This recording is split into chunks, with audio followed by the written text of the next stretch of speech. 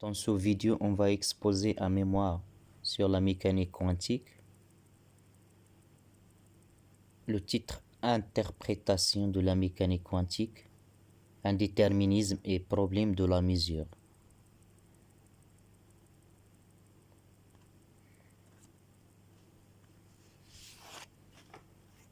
Alors le plan de ce mémoire, on va voir une introduction générale.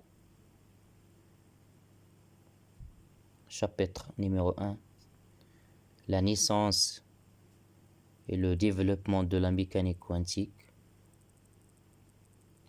On va faire une historique. Limites de la physique classique. Rayonnement des corps noirs. Effet photoélectrique. Stabilité des atomes. La genèse de la mécanique quantique. Deuxièmement, développement et formalisme de la théorie quantique. La théorie des quanta, la théorie ondulatoire, 3 principes, principe 1, principe 2, principe 3. Théorie quantique moderne. Dans le chapitre 2, on va voir l'interprétation de la mécanique quantique. On va faire une introduction. L'indéterminisme quantique. Le caractère probabiliste de la mécanique quantique. Principe d'incertitude de Heisenberg. Bohr et l'interprétation de Copenhague.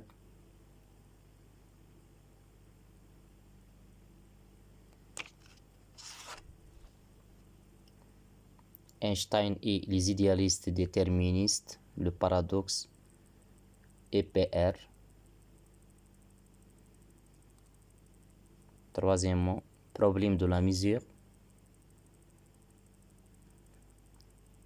L'observatoire en mécanique quantique. Principe de superposition. La réduction des paquets d'ondes ou la décohérence. Le paradoxe des chats de Schrödinger. Les univers parallèles. La théorie de la décohérence. Puis on va faire une conclusion.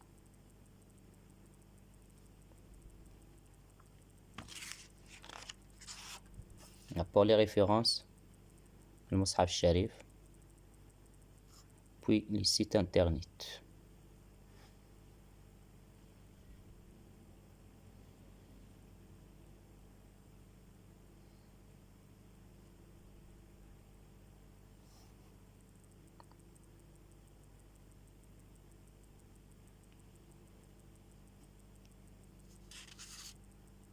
Alors, comme une introduction générale.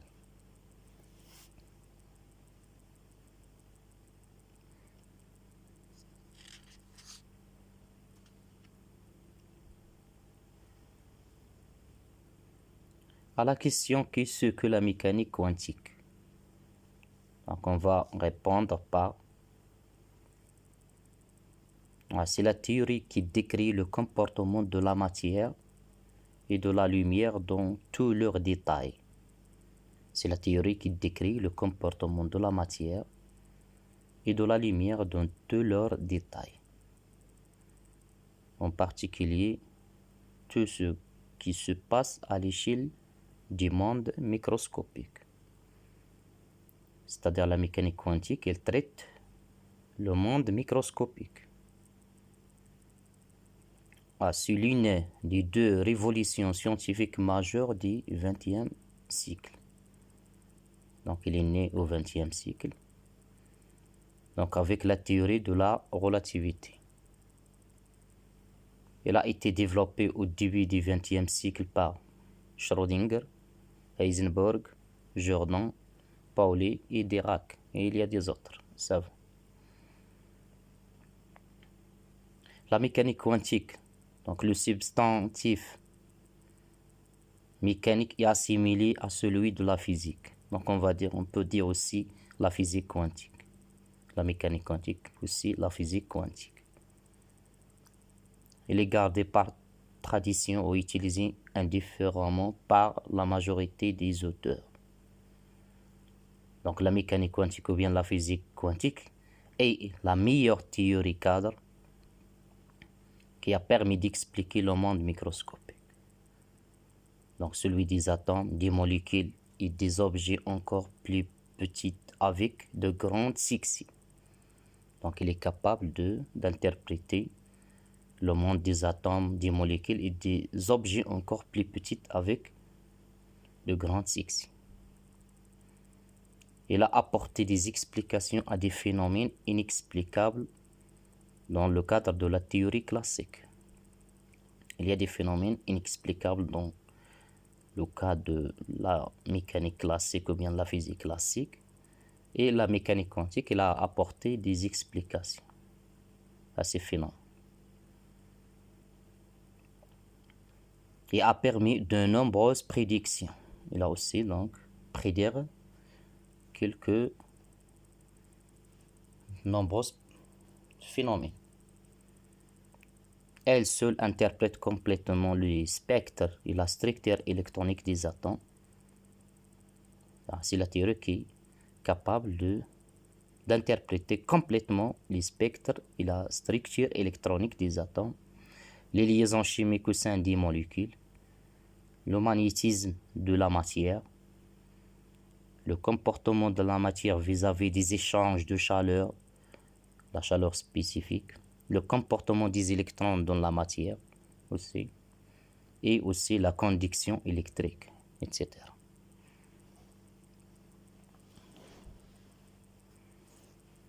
Aussi à l'échelle macroscopique. La mécanique quantique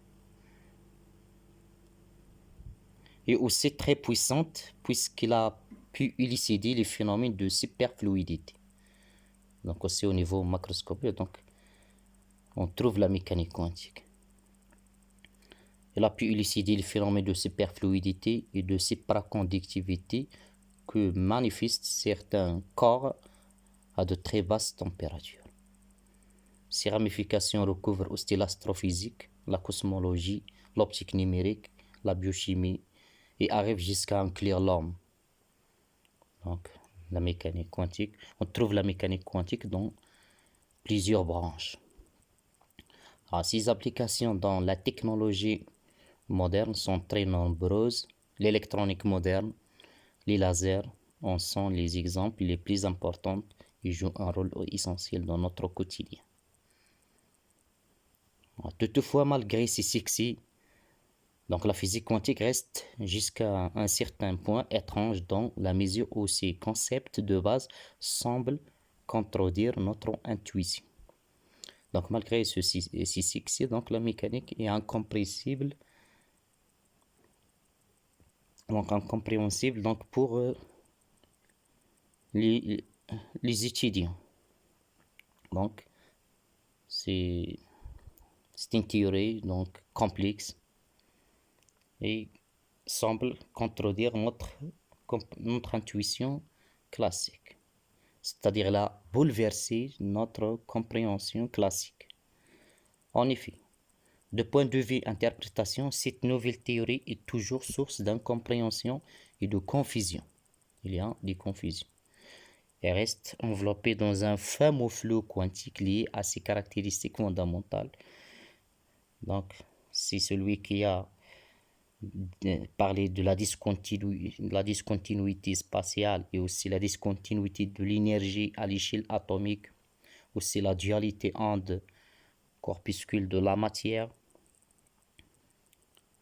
l'indéterminisme, principe d'incertitude de Heisenberg et principe de superposition, aussi la non-localité, problème de la mesure, etc. Alors ces caractéristiques très déroutantes et dont certaines sont équivalentes dans la vie courante remettent en question les concepts de la physique classique d'une manière radicale.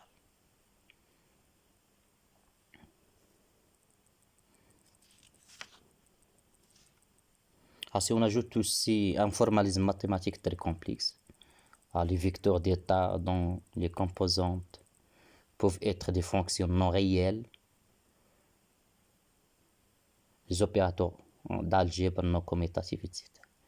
et qui est en rupture totale avec les mathématiques de la physique classique. On comprend alors pourquoi les débats sur l'interprétation de la mécanique quantique sont encore vifs et sont loin d'être clos malgré que la formulation de ces théories ait été complètement achevée il y a maintenant plus de 75 ans. Donc, dans tous les débats depuis la naissance de la mécanique quantique jusqu'à aujourd'hui, physiciens, philosophes et analystes sont unanimes à considérer que la mécanique quantique implique une révolution conceptuelle radicale sans précédent dans l'histoire de la science. En effet, les caractéristiques fondamentales de la mécanique quantique ont bouleversé et ont marqué la pensée de la communauté scientifique. Elles ont aussi forcé cette communauté à avoir un nouveau regard sur le monde et une nouvelle compréhension de la nature. Néanmoins, cette unanimité est brisée une fois le rideau tissé par le grand succès de ces théories de pouvoir expliquer et interpréter pratiquement tous les phénomènes physiques. C'est-à-dire lorsque les débats sont focalisés sur l'interprétation des fondements et sur les nouveaux concepts de la mécanique quantique dont la majorité reste sombre et mystique. Les divergences sont alors très grandes et les discours tournent souvent à la controverse et aux querelles d'école. Dans la présente mémoire, donc, on va consacrer le premier chapitre à l'histoire de la mécanique quantique. Donc, on va avoir une histoire de la mécanique quantique. Nous y parlerons du succès de la théorie physique classique, aussi donc la théorie classique et la succès. Puis, on va déterminer ses limites. Aussi présenterons-nous une série d'expériences célèbres faites à la fin du 19e siècle et dont l'explication et l'interprétation ne pouvaient se faire dans le cadre de la théorie classique. Mais le nouveau concept physique, l'interprétation de ces expériences a constitué la genèse de la mécanique quantique. Toujours dans le premier chapitre, nous présenterons les différentes étapes par lesquelles est passée la mécanique quantique avant d'être la théorie complète telle que dans l'état connu aujourd'hui. Nous exposerons aussi le formalisme mathématique de cette théorie dans chacune de ces étapes. Dans le deuxième chapitre, nous nous intéresserons à l'interprétation de la mécanique quantique. Nous exposerons ses caractéristiques fondamentales en insistant beaucoup sur l'indéterminisme et sur le problème de la mesure en mécanique quantique. Nous ferons un état des lieux des différents débats sur l'interprétation de ces caractéristiques fondamentales et sur les paradoxes qu'elles engendrent, les différents points de vue résultant de ces débats et des arguments dont nous serons aussi discutés dans ce chapitre. Nous terminerons ce mémoire par une conclusion dans laquelle nous exprimerons nos points de vue personnels sur ce sujet.